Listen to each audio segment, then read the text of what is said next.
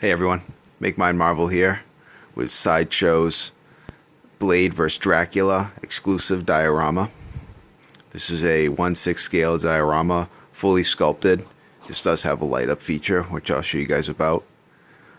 And the exclusive edition for this statue is Blade's holding a gun. In the regular edition, it comes with Blade holding a sword. So not a big deal exclusive. In fact, the regular edition also comes with a gun. It just can't be put in his hand, but it just can be laid wherever you want. It's completely loose. Let me grab it and show it to you. So, all right, yeah, it's just it's completely loose. You can put it wherever you want on the statue. There's no like little set place anywhere that's sculpted out of the base for this to specifically go into. There's no magnet or anything, peg or anything so wherever you feel like you like it. I put it right on the step down here, like like he maybe just dropped it or discarded it after shooting up these dying vampires with it, and he pulled out his other gun and now trying to shoot Dracula. Whatever. Now, this is a Gore Group gem that not many people, I don't know if they've seen them. I'm sure people have seen this stuff, and it's not like it hasn't been out forever, but it's just an absolute beautiful statue that never gets talked about. Everything about this is perfect. You can see all the detail with the base. And again, this is my opinion. This is some of Gore Group's finest work, and this is definitely Gore Group's absolute best work that never gets talked about. The back of the base that you never really see has even the detail back there. To be honest with you, this base has some detail on it that could rival, Doom on his throne back there on the base on Doom's throne. This has got that much level of detail.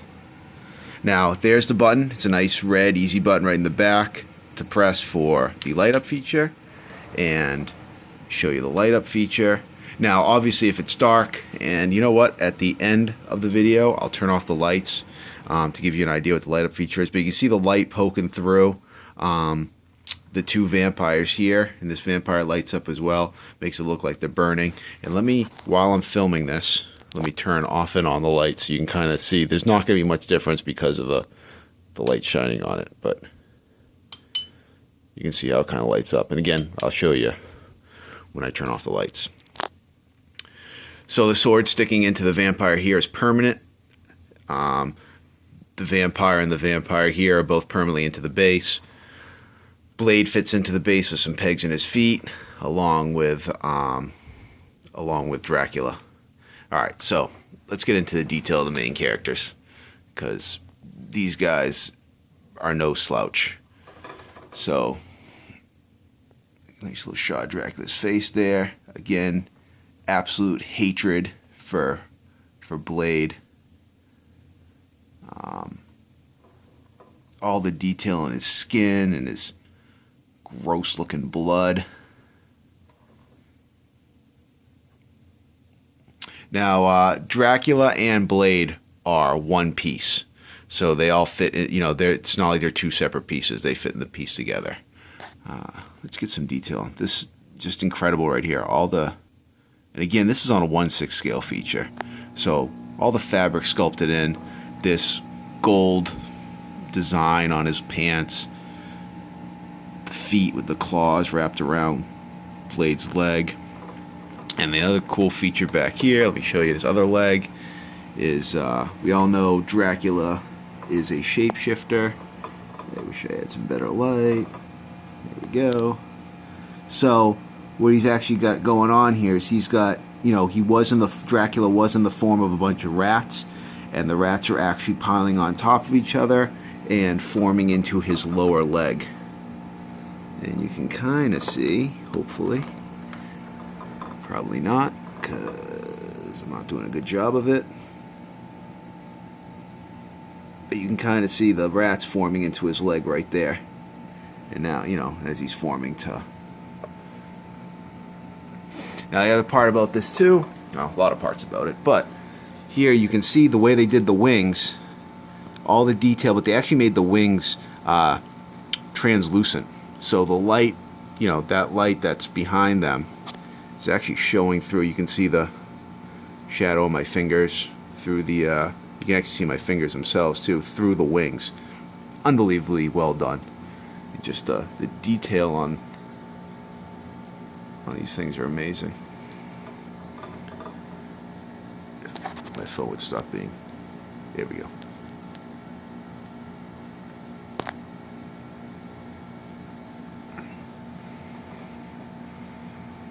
I feel like I'm missing stuff to show you guys because there's so much to see on this statue.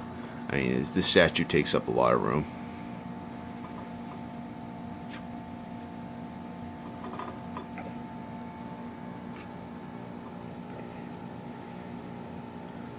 Back of his hood there with the skull on it pulled back, wings coming out of his back with the cape flowing. I mean, just some awesome stuff. Alright, let's get to Blade a little bit here.